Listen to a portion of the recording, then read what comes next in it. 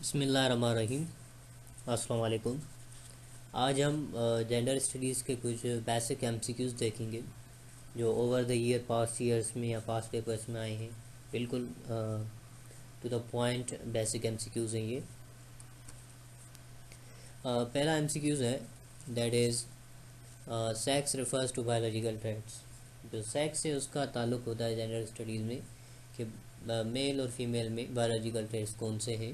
X Y chromosome या double x chromosomes के हिसाब से हम देखते हैं, एंड्रोजन या प्रोस्ट्रोजन हार्मोन्स के हिसाब से हम देखते हैं।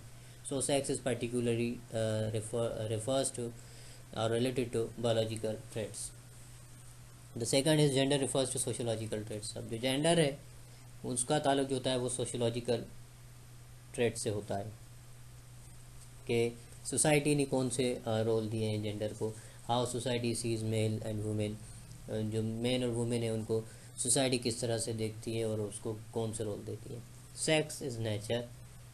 सेक्स जो है वो एक नेचर है, that is you either born with female genitals और मेल जेनिटल्स। ये जो चीज़ है ये नेचुरल चीज़ है। Other on the other hand gender is nurture.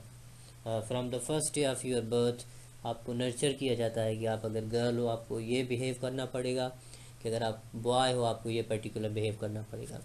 Number 5, patriarchy literally means rule of father. हालांकि हम पेट्रियार्की को जब हम पढ़ते हैं तो दैट मीन्स के मेल डोमिनेटेड सोसाइटी, एक ऐसी सोसाइटी जहाँ पे मेल डोमिनेटेड हो। लेकिन अगर लिटरली हम देखें तो उसको हम बोलते हैं जहाँ पे फादर का रूल हो। और इसका जो अदर वर्ड है that is matriarchy, literally means the rule of mother. Masculinity is a set of attributes associated with boys and men. एक और टर्म है जो कि जेंडर स्टडीज़ में इस्तेमाल होता है और हमारे मेन टॉपिक के पहले चैप्टर में भी है, masculinity and femininity.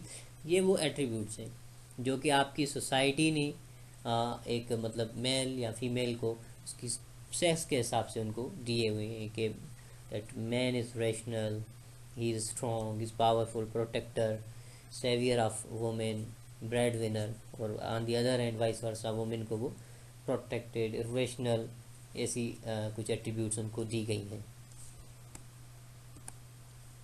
The second sex is written by Simone de Beauvoir. ये एक बुक है जो कि साइमन डी बोवियर का है, दैट इज़ सेकंड सेक्स। फिर दूसरा सवाल है nature belongs to women, culture belongs to men. अब ये दो कॉन्सेप्ट्स हैं। इनका मतलब ये है कि क्योंकि नेचर जो है वो सॉफ्ट है, नेचर जो है वो केयरिंग है, इसलिए जो इकोलॉजिकल फेमिनिस्ट हैं वो कहते हैं कि वुमेन और नेचर में कोई भी डिफरेंस नहीं है। नेचर भी केयरिंग है, इंसान का, ह्यूमंस का केयर करती है, और वुमेन भी एज अ मदर वो केयरिंग एट्रीब्यूट्स रखती है। On the other hand culture means culture belongs to men. अब कल्चर में क्या होता है कि हमारे जो एग्जिस्टिंग नॉर्म्स एंड वैल्यूज़ है वो हमारे कल्चर में आते हैं और वो किसने बनाए हैं, मेल्स ने बनाए हैं। That is the thing that we study in gender studies. उसके अलावा कुछ पाकिस्तान से रिलेटेड दो एमसीक्यूज़ हैं कि women reserve seats in national assembly कितनी है। 60 सीटें नेशनल असेंबली में वुमेन के लिए रिजर्व सीट्स हैं। और उसके अलावा अपर हाउस सेनेट में 17 सीट्स हैं वुमेन के लिए। फिर एक और एमसीक्यू है deeds not words was the slogan of women's political and social and political union. ये जो एक ऑर्गेनाइजेशन थी, एमलाइन पैंक्रस ने इसने यूके में ये बनाई थी ऑर्गेनाइजेशन वुमेन के सफराज राइट्स के लिए, सोशल और पॉलिटिकल राइट्स के लिए। तो उसका स्लोगन ये था कि deeds not words. WSPU women social and political union, ये 1903 में 1903 में ये फॉर्म की गई थी। और इसका जैसे कि मैंने प्रीवियस एमसीक्यू में बताया कि वो एमलाइन पैंक्रस ने इसका यूके के यूनाइटेड किंगडम में इसका बुनियाद रखा था। Thank you very much. Goodbye till next time, and I will soon inshallah come with another lecture. See you soon inshallah.